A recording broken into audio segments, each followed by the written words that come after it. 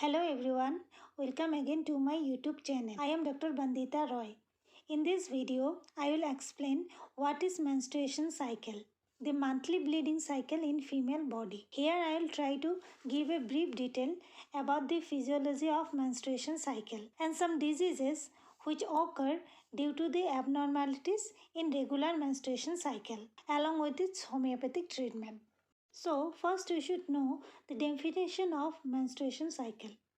Menstruation cycle is a regular, cyclic, normal monthly vaginal bleeding which occur due to some hormonal changes in female body during the reproductive period of a woman's life. Now duration. In a healthy female body, the menstrual bleeding occur in every month and the normal range of menstrual bleeding from one cycle to another cycle is 25 days to 35 days. So the average duration is 28 days. Menstruation cycle in between 25 days to 35 days in length is considered as normal cycle. But longer or shorter days interval than normal range is considered as irregular menstruation cycle. Now onset. The menstruation bleeding cycle starts at the age of 12 to 15 years and this age period is called puberty and the commencement age of menstruation cycle is known as menarche. And yes, the menstruation cycle is also ceases permanently at the age of 40 to 50 years. And this permanent cessation of menstruation cycle in old age is called menopause stage of life. Normally, menopause develops in 3 stages. First, premenopause stage, when the hormones inside the female body start changes, but no such discomfort symptoms shows. Next is perimenopause stage. It is commonly occur in the age of 40 to 50 years. Most of the menopausal symptoms like irregular menstruation, weight gain, hypertension, diabetes, all these symptoms shows in this stage. And lastly, the complete menopause stage. It occurs at the age of 45 to 50 years. Now I will explain how the menstrual bleeding occur in female body. Means the physiology of menstrual cycle. So we all know that the whole menstruation cycle is divided into 2 phases. One is follicular phase, next is luteal phase. Now it is also important to know about the hormones which involve in the regulation of menstrual cycle. They are hypothalamic hormone, that is gonadotropin releasing hormone. Next is anterior pituitary hormones. They are follicle stimulating hormone and luteinizing hormone. Next is ovarian hormones, that is estrogen and progesterone. Now I will explain how these hormones work in the regulation of menstrual cycle in both follicular and luteal phase. Here the follicular phase is start on the first day of menstruation, means the day when the bleeding starts, and the follicular phase ends with the beginning of ovulation. So, if we take 28 days of menstruation cycle, then the follicular phase duration will be day 1 to day 14, where the day 14 will be the ovulation day. Next, luteal phase. The duration of luteal phase start after ovulation and continue till the next menstruation bleeding start. So, it is counted from day 14 to day 28. The menstrual cycle is regulated by the coordinated functions of the hypothalamus, pituitary, ovaries and endometrium. Here, the hypothalamus secreted gonadotropin releasing hormone, which stimulates the anterior pituitary to secrete follicle stimulating hormone FSH and luteinizing hormone LH hormone. In the follicular phase, follicle stimulating hormone and estrogen hormone level increases.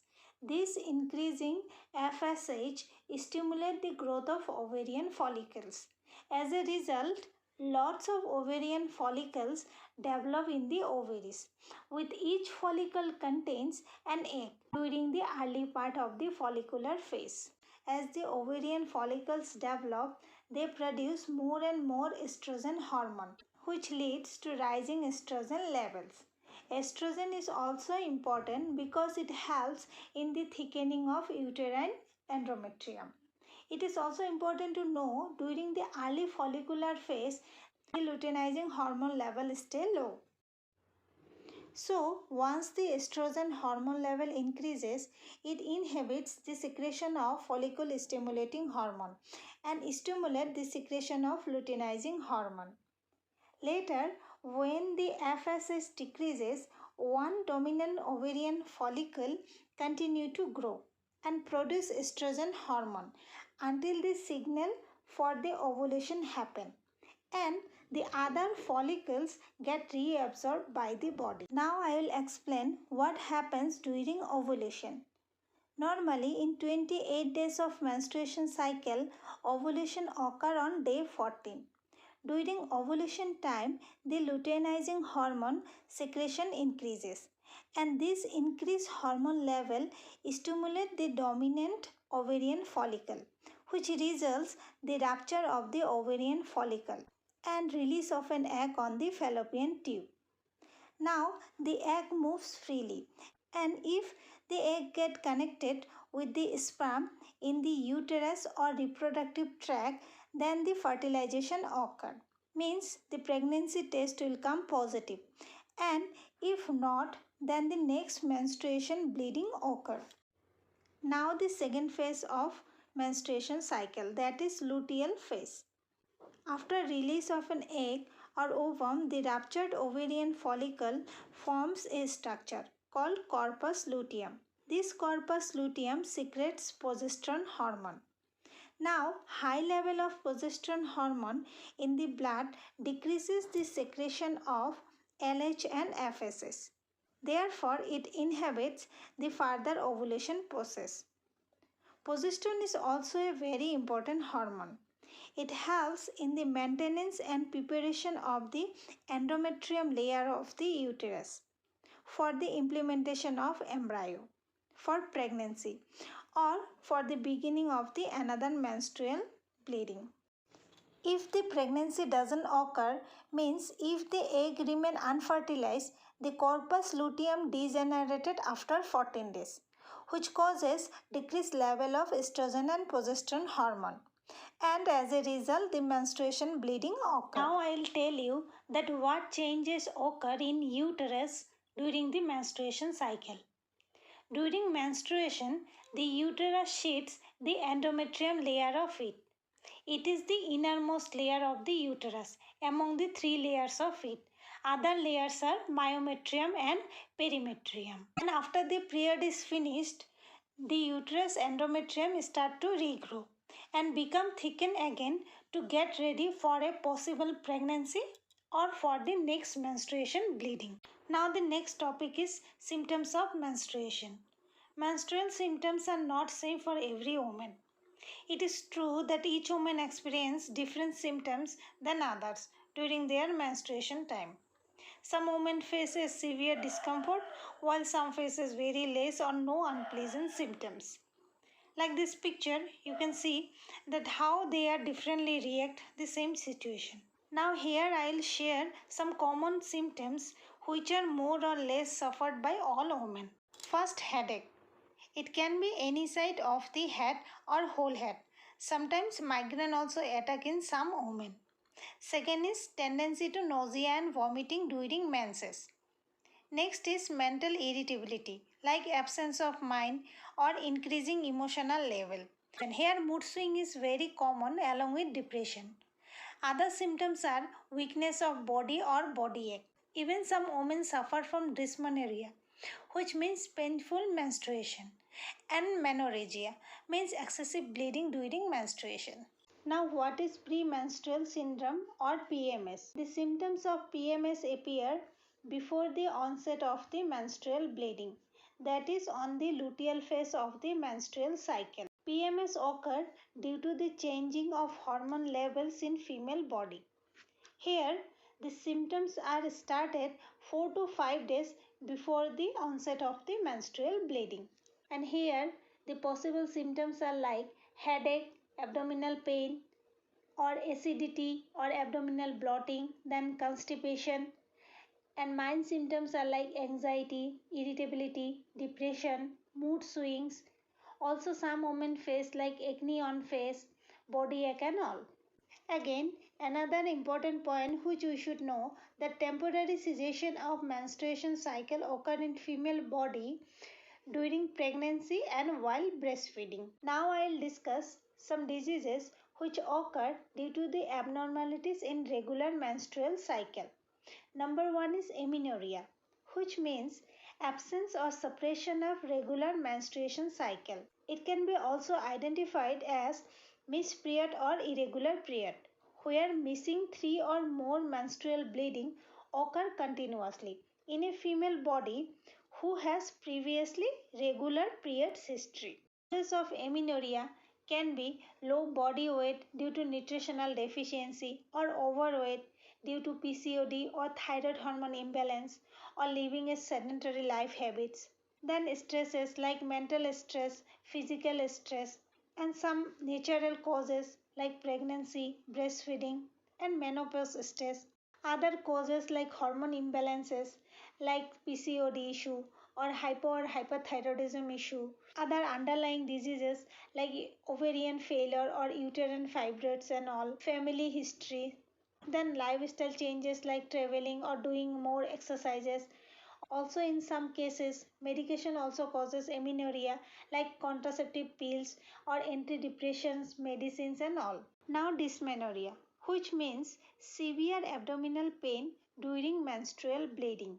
Here, normal bleeding occur every month with severe pain or cramps in lower abdomen, with backache, which radiate towards the legs, along with severe weakness.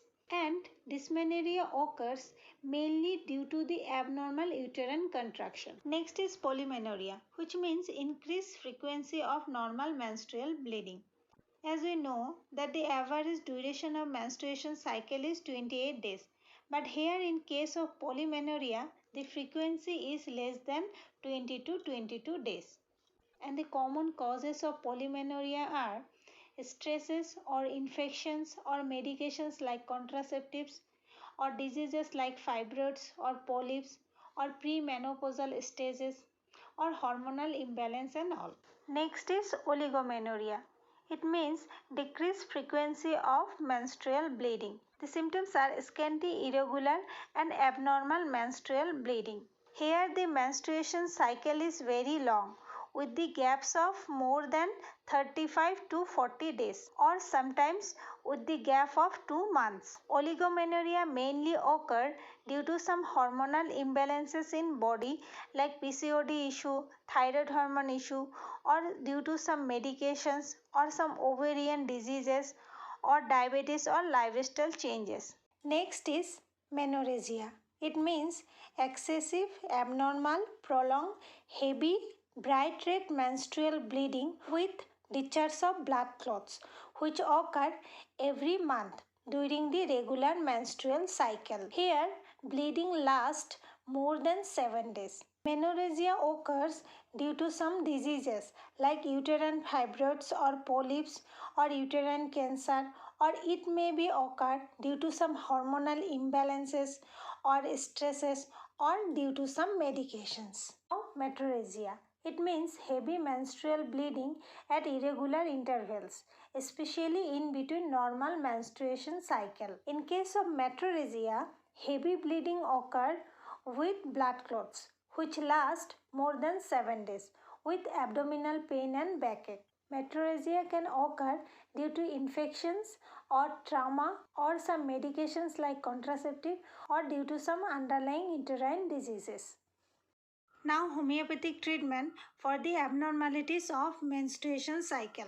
It is always important to prescribe the constitutional medicine for the permanent cure of the diseases. Although here I will share my experiences with some homeopathic medicines which we can prescribe along with the constitutional medicine for the quick relief of the complaints. For amenorrhea, along with the constitutional medicines, we can prescribe some mother tincture for quick relief. like Damiana mother tincture, Pinus, Gossipum, Savina, Genoscia oshoka, or Viburnum peru mother tincture. And in case of dysmenorrhea, we can prescribe biochemic medicines like Macphos 6X like this. Or in case of acute cases, we can also prescribe Colocin 30 or Chamomilla 30. In case of Menorrhagia, it is always better to prescribe some mother tincture along with the constitutional medicine. Mother tincture like Ficus, Hemamelis, China, Thalaspi bursa, Millifolium, Genescia oshoka, or Sabina or Trillium pandu mother tincture work wonderfully. And in case of Metrorrhagia, we can also prescribe some mother tincture and biochemic along with the constitutional medicines like Irizion or Ferramphos 6S, Macphos 6X, Ficus, Hemamelis, Thalaspi bursa or Trillium pandu, which work wonderfully in the treatment of Metrorrhagia. And lastly, thank you for watching my video. Hope this video will be informative and useful for you. Hope you also love this video. So please like, share and comment your opinion so that I can improve my videos in future. Please subscribe my channel for more diseases and homeopathic treatments related videos. Thank you.